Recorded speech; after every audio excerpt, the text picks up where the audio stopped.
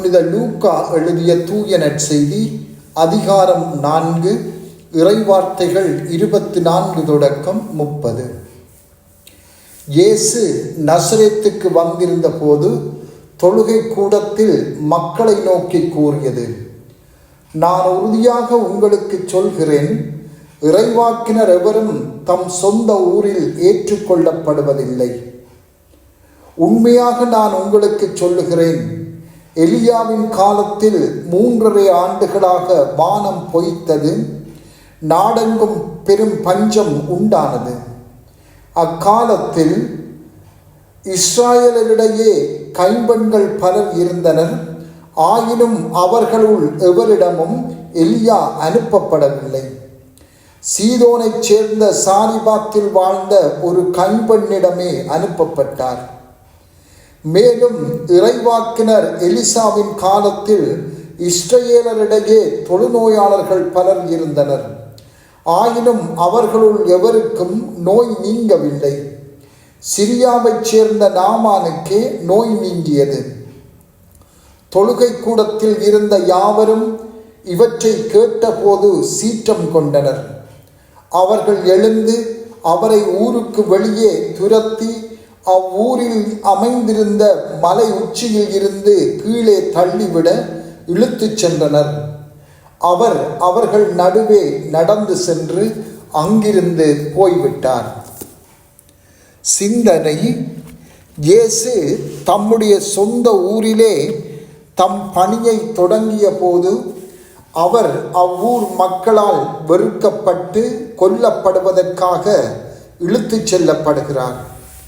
ஆனால் அவர் அவர்கள் நடுவே நடந்து சென்று அங்கிருந்து போய்விட்டார் என்று கூறி இன்றைய வாசகம் முடிவடைகிறது. இயேசு எவ்வாறு அவர்களிடம் இருந்து தப்பிச் செல்ல முடிந்தது?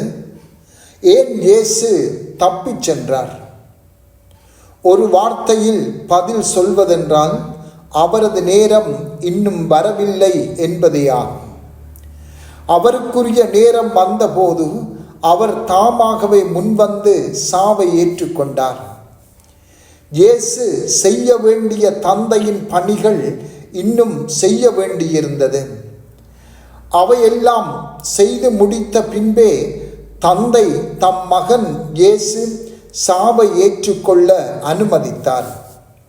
எமது வாழ்விலும் இத்தகைய நிகழ்வுகள் வந்து போவது உண்மையே. அவ்வப்போது தீமைகள் எமது வாழ்வில் நிகழ்வதை கடவுள் அனுமதிக்கிறார்.